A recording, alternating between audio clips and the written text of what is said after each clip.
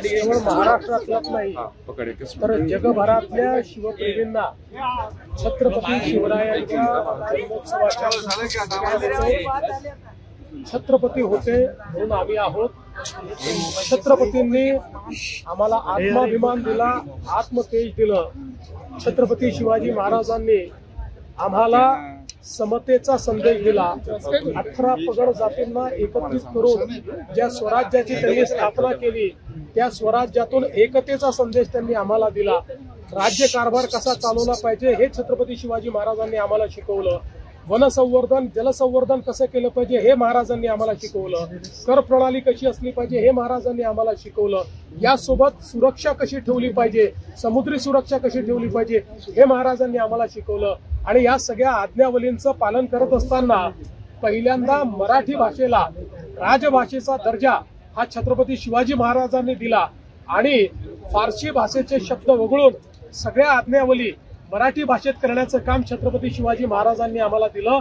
आणि म्हणून हे आत्मतेज आणि आत्मभान घेऊन छत्रपती शिवाजी महाराजांचे मावळे म्हणूनच आम्ही या ठिकाणी राज्यकारभार करतो। साहेब, 2 उपमुख्यमंत्री कार्यक्रमाला नाही येतात? नाही, याचं कारण त्यांचे वेगळे कार्यक्रम होते, ते माझ्यासोबत पुण्यापर्यंत आले आणि त्यानंतर आपापल्या कार्यक्रमाला गेले। सध्या छावा सिनेमाचा फार जोर दिसतोय, मागणी होते की हा सिनेमा टॅक्स फ्री करावा, राज्य सरकार त्या बाबतीत काही विचार करेल का? मला अतिशय आनंद एका गोष्टीचा आहे की छत्रपती संभाजी महाराज ज्यांचं शौर्य, ज्यांची वीरता आणि ज्यांची विद्वत्ता ही प्रचंड होती पण इतिहासाने त्यांच्यावर मोठा अन्याय केला।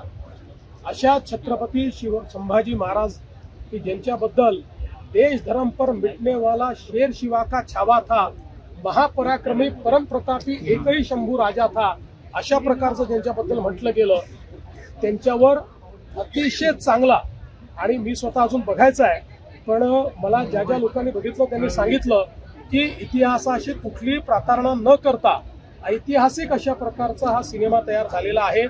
त्याबद्दल पहिल्यांदा मी सिनेमाचे निर्माते, सिनेमाचे निर्देशक आणि त्यातले प्रमुख ज्यांनी रोल केला ते विकी कौशल यांचं मनापासून अभिनंदन करतो। मोठ्या प्रमाणात ही मागणी होतीये की हा सिनेमा टॅक्स फ्री करा, पण मी आपल्या माध्यमातून महाराष्ट्रातल्या जनतेला सांगू इच्छितो की इतर राज्य ज्यावेळेस टॅक्स फ्री करतात त्यावेळेस जो करमणूक कर आहे तो एंटरटेनमेंट टॅक्स त्या ठिकाणी माफ करत असतात।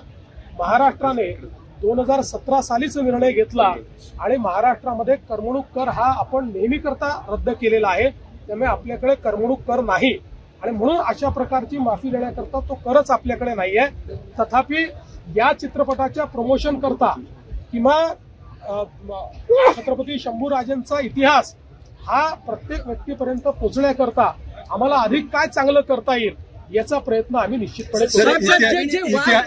वारंवार बोलतायत। काल तुम्ही आपण विकिपीडियावरच्या विधानावरती तुम्ही सांगितले भूमिका मांडली, वारंवार छत्रपती शिवाजी महाराजांचा असं आहे अपमानित करणाऱ्यांना त्यांची जागा आम्ही घालवू आणि अशा प्रकारे जर कोणी वागत असेल तर सरकारने माफ करणार नाही, शिवप्रेमी माफ।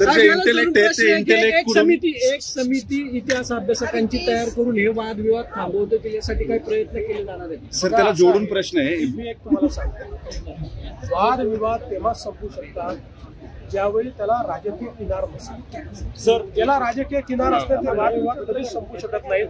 तथापि मला असं वाटतं की यापूर्वी देखील आपण अनेक समित्या तयार केल्या, त्यांनी काही रिकमेंडेशन दिल्या, त्याच्यावर सरकारने निर्णय देखील घेतला।